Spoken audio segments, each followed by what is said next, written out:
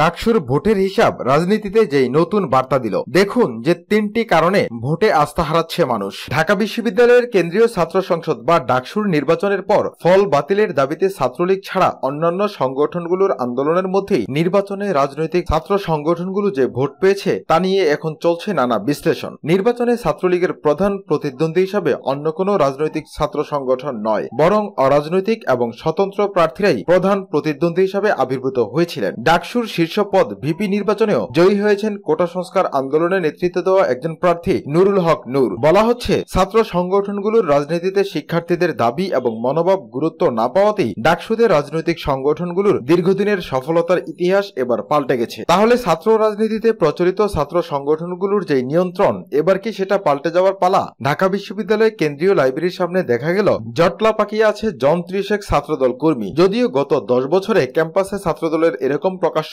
উপস্থিতি দেখা যায়নি। ডাকসু নির্বাচনকে ঘিরে মাসখানেক ধরে নিয়মিত ছাত্রদল কর্মীদের ক্যাম্পাসের বিভিন্ন স্থানে দেখা যাচ্ছে। ডাকসু নির্বাচনের পর ফল বাতিলের দাবিতে বিক্ষোভ দেখিয়েছে সংগঠনটি। কিন্তু এবারের নির্বাচনের পূর্বে 28 বছর আগে যে ডাকসু নির্বাচন হয়েছিল, সেখানে নিরঙ্কুশ বিজয় পাওয়া ছাত্রদল এবারের নির্বাচনে কোনো প্রতিদ্বন্দ্বিতাই করতে পারেনি। ভোট পাওয়ার হারও ছিল একেবারেই নগণ্য। ডাকসুতে শীর্ষ 3 পদে ছাত্রদলের প্রার্থীরা পেয়েছেন সর্বসাকুল্যে 1001 ভোট। ছাত্রদলের বাইরে বাম সংগঠনগুলোর জোট পেয়েছে 2106 ভোট, যেখানে 3টি পদে জয়ী প্রার্থীদের ভোটের সংখ্যা প্রায় 35,000। কিন্তু ভোটের এই হিসেবকে প্রকৃত চিত্র বলে মনে করে না ছাত্রদল বা বাম সংগঠনগুলো। ছাত্রদলের ঢাকা বিশ্ববিদ্যালয়ের শাখার সাধারণ সম্পাদক আবুল বাশার বলছিলেন, হলগুলিতে তো আগের রাতে ব্যালটে সিল মারা হয়েছে। কুয়েত মৈত্রী হলের যে কারচুপির চিত্র, সেটা তো স্যাম্পল মাত্র, অন্যগুলোর কথা প্রকাশ্যে আসেনি। এই ফল তো বাস্তব না, এরকম বক্তব্য বাম দলগুলো দিচ্ছে। তবে এই বিষয়টিও অনেকে মানছেন যে নির্বাচন সুষ্ঠু হলে হয়তো অরাজনৈতিক প্রার্থীরাই আরো বেশি সফল হতেন। ডাকসুর ফলাফল বিশ্লেষণ করে দেখা যাচ্ছে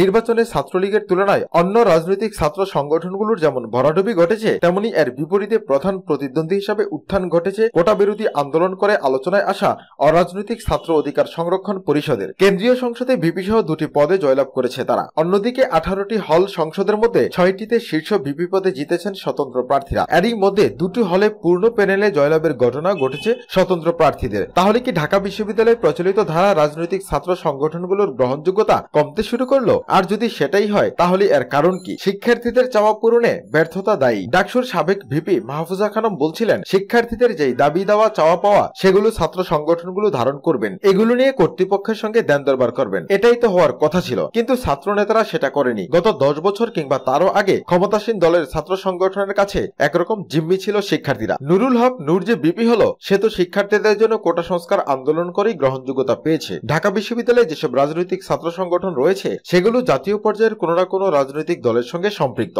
সংগঠনগুলোর কার্যক্রম চলে মূলত রাজনৈতিক দলগুলোর নিয়ন্ত্রণে। ফলে শিক্ষার্থীদের না যতটা, তার চেয়ে বেশি মূল রাজনৈতিক দলের ইচ্ছা পূরণেই তৎপর হতে দেখা যায় ছাত্র সংগঠনগুলোকে। এছাড়া বিশেষত গত 28 বছর ডাকসু নির্বাচন বন্ধ থাকার সময়ে মূলত ক্ষমতাসীন দলের সমর্থনপুষ্ট রাজনৈতিক দলগুলোই নিয়ন্ত্রণ করেছে ঢাকা বিশ্ববিদ্যালয়ের রাজনীতি। এ সময় রাজনীতির ছত্রছায়ায় হল দখল, চাঁদাবাজি কিংবা টেন্ডার নিয়ন্ত্রণের মতো কার্যক্রমে জড়িত হওয়ার অভিযোগও অসংখ্য। ছাত্র সংগঠনগুলোর এমন প্রবণতার মধ্যে কোটা সংস্কারের মতো শিক্ষার্থী সম্পৃক্ত কয়েকটি ইস্যুতে আন্দোলন করে শিক্ষার্থীদের মধ্যে ব্যাপক গ্রহণযোগ্যতা পায় অরাজনৈতিক এবং স্বতন্ত্র প্রার্থীরা। তাহলে প্রচলিত ছাত্র সংগঠনগুলোর হাতে দীর্ঘদিন ধরেই যে ছাত্র রাজনীতির একক নিয়ন্ত্রণ ছিল, এবারের নির্বাচনের ফল কি তাতে পরিবর্তনের ইঙ্গিত দিচ্ছে? রাজনৈতিক গবেষক এবং লেখক মহিউদ্দিন আহমেদ তেমনটাই মনে করেন। তিনি বলছিলেন, আগে যে ধরনের রাজনীতি ছিল এখন সেটা আর নেই। এখন হালুয়া রুটির রাজনীতি শুরু হয়েছে। ছাত্র নেতারা শিক্ষার্থীদের কথা বলেন না, তারা করেন মূল দলের রাজনীতি। এটা তো শিক্ষার্থীরা চায় না। তিনি জানান, নির্বাচনের ফলে এটা বোঝা গেল যে সনাতন ধারার রাজনীতি নিয়ে ছাত্রদের মধ্যে কোনো দলই আর জোরদার আবেদন তৈরি করতে পারবে না। মনে করা হচ্ছে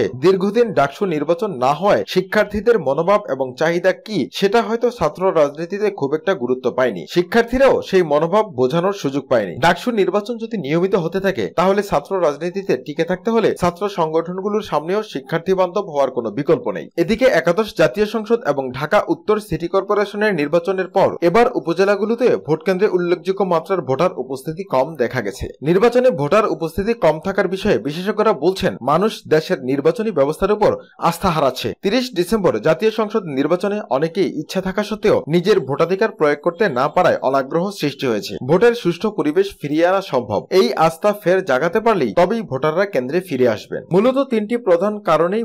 প্রথমত, নিজের ভোট দিতে না পেরে আস্থা হারাচ্ছেন। দ্বিতীয়ত, শক্তিশালী প্রতিপক্ষ না থাকায় কেন্দ্রমুখী হচ্ছেন না। তৃতীয় এবং সর্বশেষ কারণ, ফল আশানুরূপ না হওয়ায় ভোটাররা কেন্দ্রে যেতে চাচ্ছেন না।